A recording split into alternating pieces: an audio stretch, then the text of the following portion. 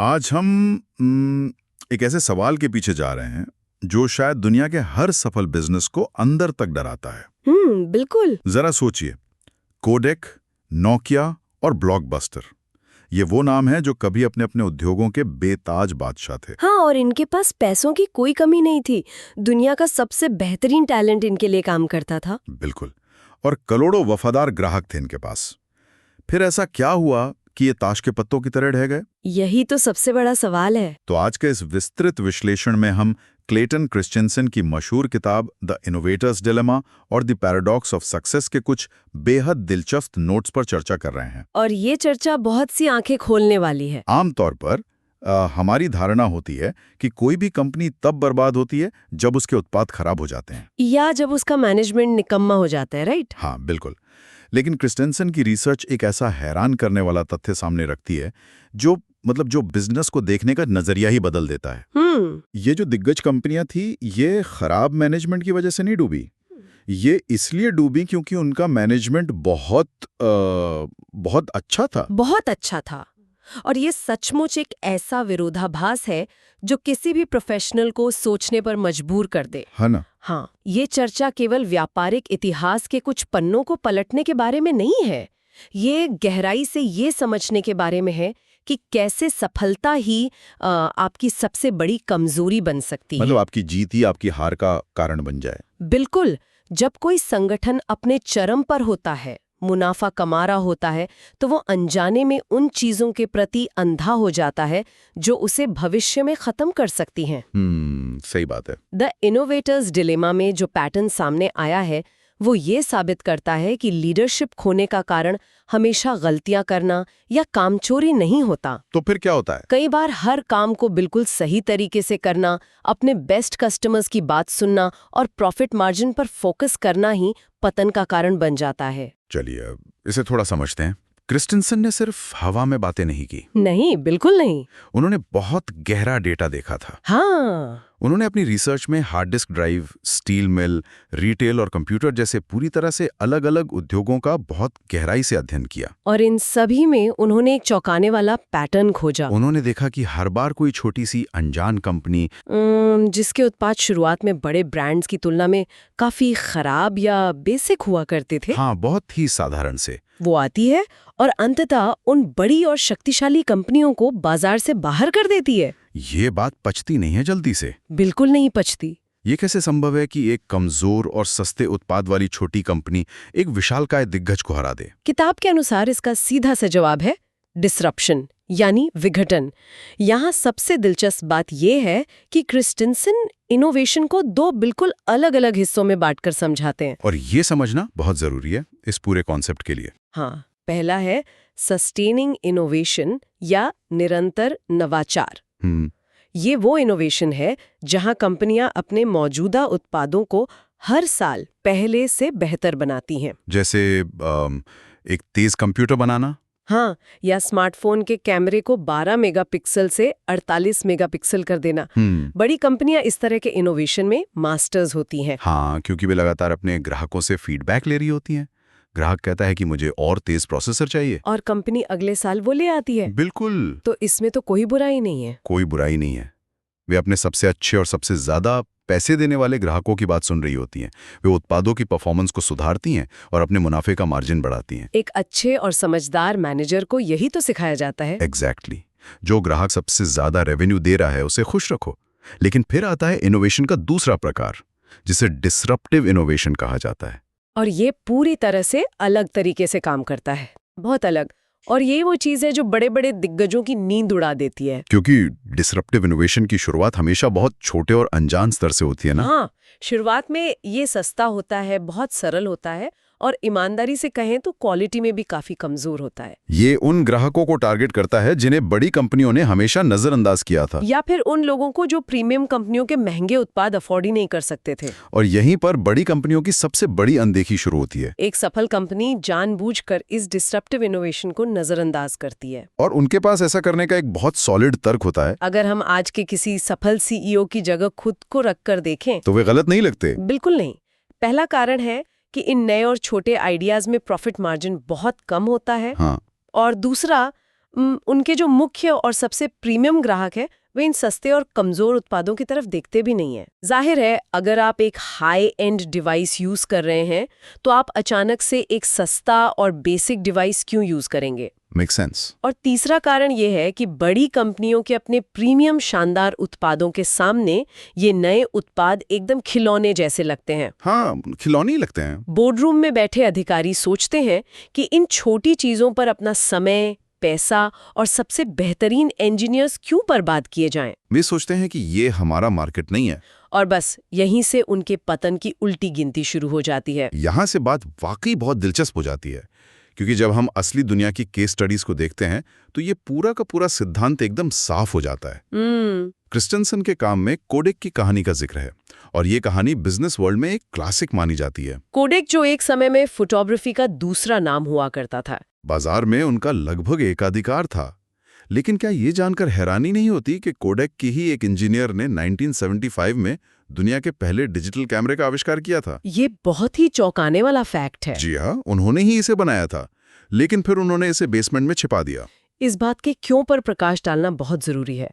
ये समझना होगा कि कोडेक का मैनेजमेंट बेवकूफ नहीं था। बिल्कुल नहीं। उन्होंने डिजिटल कैमरा का आविष्कार जरूर किया, जो उस समय एक टोस्टर के आकार का था और ब्लैक एंड व्हाइट फोटो खींचता था। बहुत ही बेसिक सा था। हाँ, लेकिन कोडेक का मुख्य और सबसे ज्यादा मुनाफा देने वाला बिजनेस कैमरा बेचना नहीं था। तो क्या था? उनका असली बिजनेस था फिल्म, यानी रील बेचना और उसे डेवलप करने वाले केमिकल्स और पेपर बेचना। वो रेजर और ब्लेड वाला मॉडल। कैमरा सस्ता दे दो, लेकिन रील से जीवन भर पैसे कमाओ। एकदम सही पकड़ा आपने। अब सोचिए, अगर वे उस समय डिजिटल कैमरे पर जोर देते जिसमें न रील की जरूरत थी और न केमिकल की, तो वे अपने ही सबसे बड़े मुनाफे वाले बिजनेस को खत्म कर रहे होते। कोई भी समझदार मैनेजर अपने ही चलते हुए सोने के अंडे देने वाले बिजनेस को खुद क्यों मारेगा? ये तो अपने ही पैरों पर कुल्हाड़ी मारने वाली बात हो गई उनके नजरिए से। इसलिए कोडेक के अधिकारियों ने उस इनोवेशन को दबा दिया। उन्होंने सोचा कि वे इसे तब अपनाएंगे जब बाजार इसके लिए पूरी तरह तैयार होगा या जब डिजिटल की क्वालिटी फिल्म के बराबर हो जाएगी। और नतीजा क्या हुआ? जब तक क्वालिटी बराबर हुई तब तक सोनी और कैनन जैसी कंपनियां मार्केट में हावी हो चुकी थीं। कोडाक ने प्रतिक्रिया देने में इतनी देर कर दी कि जो कंपनी फोटोग्राफी का पर्याय थी वो 2012 में दिवालिया हो गई। उन्होंने अपने कल के मुनाफे को बचाने के चक्कर में अपना भविष्य ही दांव पर लगा दिया। ये एक बहुत बड़ा और कड़वा सबक है। और ऐसा सिर्फ हार्डवेयर या मैन्युफैक्चरिंग में नहीं होता, सर्विस इंडस्ट्री में भी यही पैटर्न देखने को मिलता है। बिल्कुल, और इसके लिए ब्लॉकबस्टर बनाम नेटफ्लिक्स से बेहतर कोई उदाहरण नहीं हो सकता। ये मेरा पसंदीदा उदाहरण है। ब्लॉकबस्टर एक समय में वीडियो रेंटल का बेताज बादशाह था। अमेरिका में हर कुछ मील पर उनका एक शानदार स्टोर होता था। हाँ, वीकेंड पे लोग वहां जाते थे, हजारों डीवीडीज में से अपने पसंद की फिल्म चुनते थे। फिर एक छोटी सी कंपनी आई, नेटफ्लिक्स, जिसने सब कुछ बदल दिया। नेटफ्लिक्स ने मेल डिलीवरी यानी डाक द्वारा डीवीडी भेजने से शुरुआत की।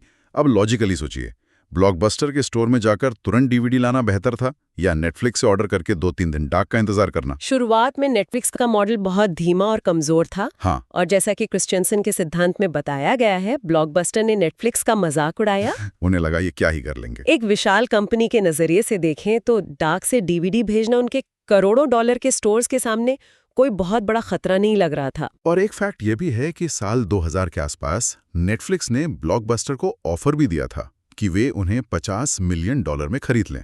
हाँ, लेकिन ब्लॉकबस्टर के अधिकारियों ने उन्हें हंसी में उड़ा दिया। क्योंकि ब्लॉकबस्टर का एक बहुत बड़ा रेवेन्यू लेट फीस से आता था। बहुत बड़ा हिस्सा। अगर आप डीवीडी वापस करने में लेट हो गए तो भारी पेनल्टी देनी पड़ती थी। ये उनके बिजनेस का एक अहम हिस्सा था।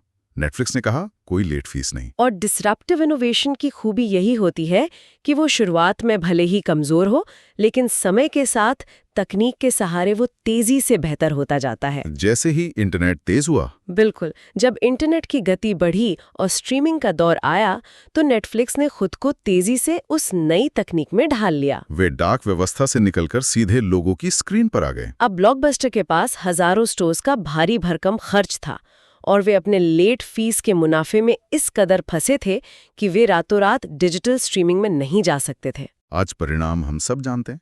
नेटफ्लिक्स एंटरटेनमेंट की दुनिया पर राज कर रहा है और ब्लॉकबस्टर महज एक केस स्टडी बनकर रह गया है। तो इस सब का असल मतलब क्या है?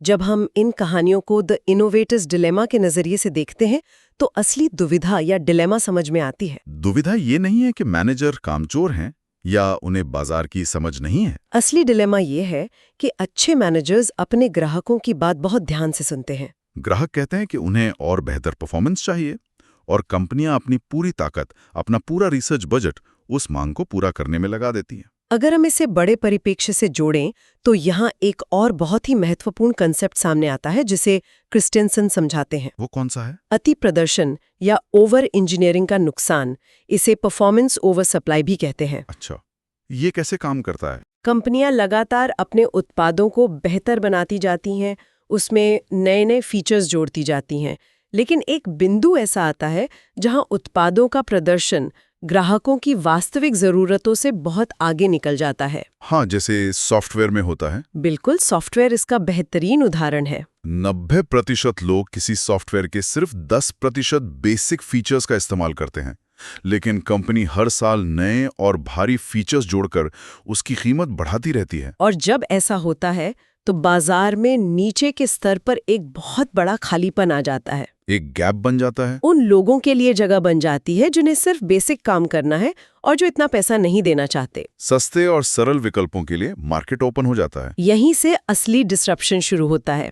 वो छोटी कंपनी अपने साधारण और सस्ते उत्पाद के साथ निचले बाजार में प्रवेश करती है। और बड़ी कंपनी उस वक्त क्या सोचती है? बड़ी कंपनी सोचती हैं, अरे ये तो वो ग्राहक हैं जो वैसे भी हमें ज्यादा मुनाफा नहीं देते, जाने दो इन्हें। वाह, क्या ट्रैप है। लेकिन फिर वो छोटी कंपनी धीरे धीरे अपने उत्पाद को बेहतर बनाती है और ऊपर के बाजार की ओर बढ़ती है, जब तक कि वो पुरानी दिग्गज कंपनी के मेन कस्टमर्स को भी अपनी तरफ न खींच ले। इन सभी बातों से जो मुख्य सबक उभर कर आते हैं वे इस रिसर्च में बहुत स्पष्ट रूप से दिए गए हैं।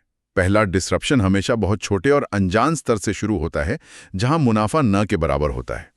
दूसरा, बड़ी कंपनियां इन छोटे बाजारों को नजरअंदाज कर देती हैं क्योंकि उनकी बैलेंस शीट में ये नंबर बहुत छोटे दिखते हैं। बिल्कुल सही। और तीसरा, जो शायद सबसे भयानक बात है, सफलता एक तरह का अंधापन पैदा कर सकती है। ये सबसे बड़ा टेक अवे है। जब कोई संगठन बहुत सफल होता है तो वो ये मान बैठता है कि जिस तरीके से उन्होंने अतीत में जीत हासिल की है, ठीक वही तरीका भविष्य में भी काम करेगा। अपने पुराने मुनाफे को बचाने की कोशिश में वो अपने भविष्य के विकास को खुद ही नष्ट कर देते हैं। एकदम सटीक विश्लेषण है। इनोवेशन के लिए जोखिम उठाना पड़ता है और सफल कंपनियां अक्सर वो जोखिम उठाने से डरने लगती हैं। वे अपने उस साम्राज्य को बचाना चाहती हैं जो उन्होंने सालों की मेहनत से बनाया है। लेकिन जब बाजार में कोई नई तकनीक आती है तो वो भारी भरकम साम्राज्य एक बोझ बन जाता है। अब जाहिर है जो लोग इन बातों को गहराई से समझ रहे हैं उनके मन में एक सवाल उठ रहा होगा कि क्या इस दुविधा से बचने का कोई तरीका है? क्या कोई भी बड़ी कंपनी हमेशा के लिए सफल नहीं रह सकती? हाँ, और क्रिस्टेंसन ने सिर्फ समस्या नहीं बताई बल्कि कुछ बहुत ही व्यावहारिक सुझाव भी दिए हैं। वो सुझाव आज के समय में बहुत जरूरी हैं। सबसे पहला सुझाव है कि कंपनियों को डिसरप्टिव आइडियाज के लिए छोटी और पूरी तरह से स्वतंत्र टीमें बनानी चाहिए। अलग से टीमें। इन टीमों को मुख्य बिजनेस के हेडक्वार्टर से दूर रखना चाहिए ताकि उन पर तुरंत भारी मुनाफा कमाने का कोई दबाव ना हो। ये बहुत जरूरी है क्योंकि अगर आप एक नए और छोटे प्रोजेक्ट को करोड़ों डॉलर कमाने वाले डिवीजन के साथ रखेंगे तो उस नए प्रोजेक्ट को कभी रिसोर्सेज नहीं मिलेंगे। उसे हमेशा सौतेला व्यवहार ही मिलेगा। सही कहा। और दूसरा सुझाव भी इसी से जुड़ा है कि इन नए आइडिया से पहले दिन से ही बहुत बड़े मार्केट शेयर या मुनाफे की उम्मीद नहीं करनी चाहिए। अक्सर बड़ी कंपनियां नए प्रोजेक्ट्स को इसलिए बंद कर देती हैं क्योंकि वे तुरंत करोड़ों का रेवेन्यू नहीं दे रहे होते। इसके अलावा क्रिस्टेंसन का एक और सुझाव है जो सुनने में शायद सबसे मुश्किल लगता है। वो है अपनी ही कंपनी को डिसरप्ट करने के लिए तैयार रहें। मतलब अगर कोई नई तकनीक आपके पुराने बिजनेस को खत्म कर रही है तो किसी और के करने से पहले आपको खुद अपना पुराना बिजनेस खत्म करके नई शुरुआत करनी होगी। कैनिबलाइज योर ओन बिजनेस, ये बहुत हिम्मत का काम है। इन सुझावों का सार एक बहुत ही कड़े लेकिन सत्य कथन में छिपा है। यदि आप खुद को डिसरप्ट नहीं करेंगे तो कोई और आकर आपको डिसरप्ट कर देगा। बिजनेस की दुनिया में कोई भी गद्दी स्थायी नहीं होती। अगर हम इस पूरे सिद्धांत को आज के मॉडर्न वर्ल्ड से जोड़कर देखें तो ये बात और भी ज्यादा साफ हो जाती है। ये कोई 70 या 80 के दशक की पुरानी थियरी नहीं है। आज का परिदृश्य भी बिल्कुल वैसा ही है। आज हर उद्योग खतरे में है और किसी न किसी रूप में डिसरप्शन का सामना कर रहा है। ये बात बिल्कुल सच है। आज के दौर के उदाहरण इस रिसर्च को और भी प्रासंगिक बना देते हैं। देखिए कैसे एआई यानी आर्टिफिशियल इंटेलिजेंस पारंपरिक नौकरियों और काम करने के तरीकों को बदल रहा है। बिल्कुल। शुरुआत में जब बेसिक एआई टूल्स आए थे तो वे सिर्फ मजाक लगते थे। हाँ, उनकी गलतियों पर लोग हंसते थे। लेकिन अब वे तेजी से कोडिंग, राइटिंग और डेटा एनालिसिस जैसे क्षेत्रों में प्रवेश कर रहे हैं। बड़ी बड़ी टेक कंपनियां आज खुद को बदलने के लिए मजबूर हैं। और ऑटोमोबाइल इंडस्ट्री को देखिए, वो तो पूरा ट्रांसफॉर्म हो रहा है। इलेक्ट्रिक वाहन यानी ईवी ने पारंपरिक कार निर्माताओं और तेल उद्योग की नींद उड़ा दी है। आज से 10-15 साल पहले इलेक्ट्रिक कारों को गोल्फ कार्ट की तरह धीमा और कमजोर माना जाता था। बड़ी कंपनियों ने सोचा कि इनमें न तो रेंज है और ना ही पावर, हमारे प्रीमियम पेट्रोल इंजन कारों को ये क्या टक्कर देंगे। लेकिन आज पूरी की पूरी इंडस्ट्री ईवी की तरफ भाग रही है। और एजुकेशन सेक्टर में भी यही हो रहा है। बड़े बड़े पारंपरिक विश्वविद्यालयों का ढांचा बहुत विशाल और महंगा है। सही बात है। ऑनलाइन एजुकेशन ने शुरुआत में सिर्फ छोटे और सस्ते सर्टिफिकेट कोर्सेज से एंट्री ली थी। तो बड़े प्रोफेसर्स ने इसे गंभीरता से नहीं लिया था। लेकिन आज ऑनलाइन प्लेटफॉर्म्स दुनिया के बेहतरीन कोर्सेज बहुत कम कीमत पर दे रहे हैं, जो सीधे तौर पर पारंपरिक डिग्री सिस्टम को चुनौती दे रहे हैं। इससे एक महत्वपूर्ण सवाल खड़ा होता है, और यही बात फिनटेक यानी फाइनेंस और टेक्नोलॉजी कंपनियों पर भी लागू होती है। बैंकों वाला सेक्टर भी बहुत तेजी से बदल रहा है। बड़े पारंपरिक बैंक अपने भारी भरकम नियमों, ब्रांच के खर्चों और पुराने सिस्टम्स में उलझे हुए हैं। वहीं नई फिनटेक कंपनियां बस एक ऐप के जरिए छोटे व्यापारियों और आम लोगों को सरल, सस्ती और तेज सेवाएं दे रही हैं। इन फिनटेक कंपनियों ने उन ग्राहकों को टारगेट किया जिन्हें बड़े बैंक घास भी नहीं डालते थे। और आज वे बड़े बैंकों के लिए सबसे बड़ा खतरा बन चुकी हैं। ऐसे में हर बड़े संगठन और उसके लीडरशिप को खुद से ये सवाल पूछना चाहिए, क्या वे इन नए बदलावों को दिल से अपना रहे हैं या सिर्फ अपने अतीत की सफलता का बचाव करने में अपनी ऊर्जा बर्बाद कर रहे हैं? ये सवाल वाकई में झकझोर देने वाला है। इस पूरी चर्चा ने बिजनेस इनोवेशन और सफलता को देखने का नजरिया पूरी तरह से पलट दिया है। मैं भी यही सोच रही हूँ। इस पूरी रिसर्च के मुख्य बिंदुओं को अगर हम समेटें तो क्रिस्टेंसन का वो सबसे शक्तिशाली मैसेज हमेशा याद रखने लायक है। वो कौन सा? अच्छा प्रबंधन ही वो सबसे बड़ा कारण था जिसकी वजह से अग्रणी कंपनियां विफल हुई। ये वाक्य अपने आप में इतना बड़ा विरोधाभास है, फिर भी इतना कड़वा सच है। ये साबित करता है कि सिर्फ आज के ग्राहकों को खुश रखना और आज का मुनाफा गिनना काफी नहीं है। आपको उस भविष्य की ओर भी देखना होगा जो शायद अभी धुंधला है और जहाँ शायद अभी कोई पैसा नहीं दिख रहा है। इनोवेशन और अपनी ही चीजों को चुनौती देना कोई विकल्प नहीं, बल्कि सर्वाइवल की जरूरत है। ये चर्चा सच में बहुत सी स्थापित मान्यताओं और किताबी बिजनेस रूल्स को चुनौती देती है। बिल्कुल। इस विश्लेषण को समाप्त करने से पहले एक ऐसा विचार उभरता है जिस पर गंभीरता से मंथन किया जाना चाहिए। बताइए। हमने देखा कि डिसरप्टिव इनोवेशन हमेशा एक कमजोर, सस्ते और मजाकिया विकल्प के रूप में शुरू होता है, बिल्कुल वैसे ही जैसे ब्लॉकबस्टर के अधिकारियों ने नेटफ्लिक्स की मेल डिलीवरी पर ठहाके लगाए थे या कोडैक ने डिजिटल कैमरे को खिलौना समझा था। हाँ। तो अगर हम आज के समय को देखें तो हमारे आसपास ऐसा कौन सा मजाकिया, अजीब या बेकार लगने वाला आइडिया है जिसे आज सब नजरअंदाज कर रहे हैं या जिस पर मीम्स बन रहे हैं? ये बहुत ही गहरा सवाल है। क्या ऐसा हो सकता है कि आज जिन चीजों को हम महत्वहीन मानकर उन पर हंस रहे हैं, कल वही हमारे पूरे स्थापित सिस्टम को पुराना और बेकार साबित कर दें? क्या बात है। ये सचमुच एक ऐसा विचार है जो दिमाग में गूंजता रहेगा। जो भी प्रोफेशनल्स और बिजनेस लीडर्स आज की ये चर्चा सुन रहे हैं, उन्हें अपने आसपास उन खिलौनों और मजाकिया आइडियाज पर जरूर नजर रखनी चाहिए। सही कहा। आज के इस विस्तृत विश्लेषण से हमें ये साफ समझ में आ गया कि अतीत की सफलता भविष्य का बीमा कभी नहीं हो सकती। व्यापार और तकनीक की इस बदलती दुनिया को गहराई से समझने की ये यात्रा बहुत ही शानदार रही। मुझे भी बहुत मजा आया। आज की चर्चा को हम यहीं विराम देते हैं। भविष्य में ऐसे ही दिलचस्प विषयों और नई इनसाइट्स के साथ फिर से मुलाकात होगी, जहां हम जानकारियों के नए पहलुओं को एक साथ मिलकर समझेंगे। सुनते रहिए और हमेशा कुछ नया सीखते रहिए।